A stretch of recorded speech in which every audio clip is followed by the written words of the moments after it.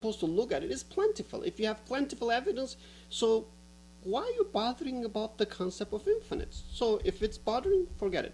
So now the point is that the main point I try to make it here, that I try to understand what you will ask from God as a rational person to make himself known to you. And my understanding that you're not asking for one thing at one time, you are asking for many things many times in order to have plentiful, unequivocal evidence. Now, for that I said, okay, if God's basically upon your request now, start to from now to actually use this piece of paper, a certain folding of this paper, as the source of making alligator, or as the source of making apple and orange, banana, bird, what I would say that should be definitely, if it happened on a regular basis, there is no doubt that this should be plentiful, unequivocal evidence, because that you, with your rational mind and limited knowledge and power, should certainly understand that this piece of paper cannot randomly turn to those objects, cannot even be transformed to those being with the knowledge of all scientists. Now, if you see this happening again and again, and everywhere, not one time, every day, now this should be plentiful, unequivocal evidence. Now, what you do actually, following the scientific education, perception, you start to name this one as a law, and you call it, you say, this is a seed of alligator. This is called alligator seed. No mystery, no work of God. When you put the alligator seed and wait for a while, then you get alligator. That's just normal. So that type of explanation is basically covering up the work of God. That's why I call the science make people blind of God. When you use the term covering up the work of God, again, you're begging the question. You don't know that to be the case. I don't know that to be the case. That's what you're trying to demonstrate. So I wish you wouldn't keep begging the question. What you need to do is start providing some evidence to support your hypothesis rather than just assuming that it is true. You didn't like it that I, quote, change or shift the focus of the debate. Well, I have to correct you when you start using terms improperly, or I think you have misunderstood something. So that's why I brought up the word infinity. I thought you were using it improperly, and I'll have to continue to do that, even though it may take us on a little bit of a tangent, because if you don't correct the little things in your thinking, you're not going to correct the big things either. Well, I think we come to the point that you've shown that you cannot call upon God to transform the piece of paper into a baby alligator right now. So that goes along with the earlier claim that you couldn't produce the person to create something out of nothing, create a baby alligator out of absolutely nothing. In nature, alligators have come about by a different kind of process. It's called evolution. And alligators evolved, you could say, on Earth over a period of 3.5 billion years, which is approximately when life is estimated to have begun on the Earth. And so we have a really good explanation of how alligators came about. We don't need a super person tinkering around with nature to make it work. It works quite well without that. As Laplace said, I have no need of that hypothesis. So we have no need today in the 21st century for the hypothesis of God. Nature seems to work quite well without such a hypothesis. And not only don't we need it, there's no evidence for it. There's no evidence for it.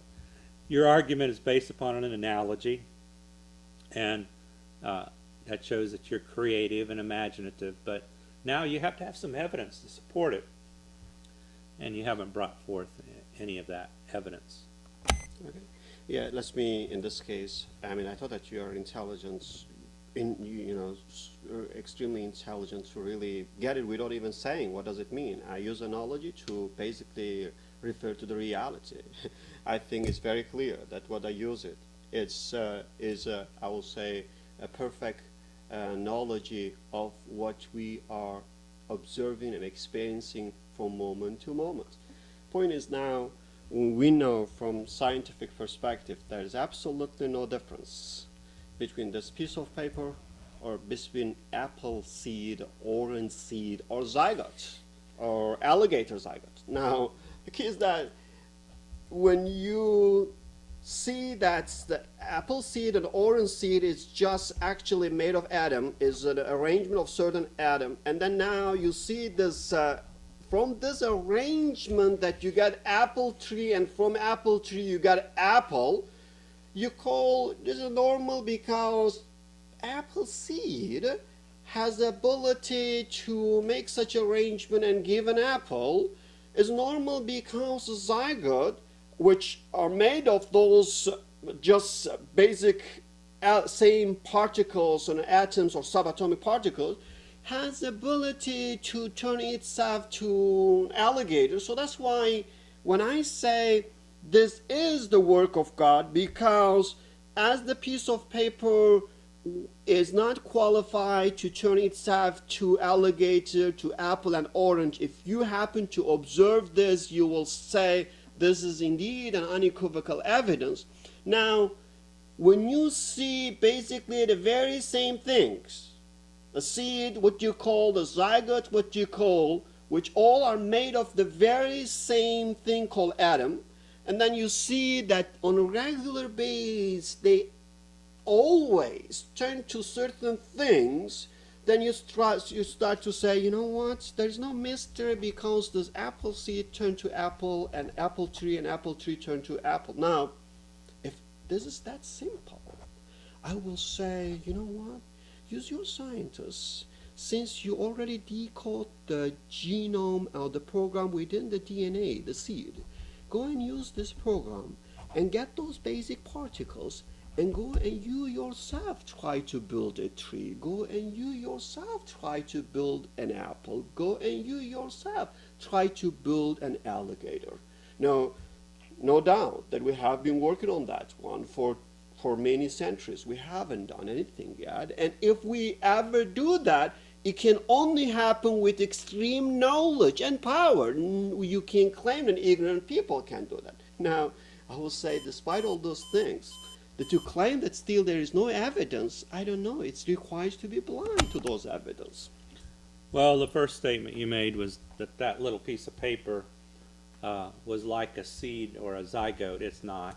It doesn't have any of the properties of a seed or zygote.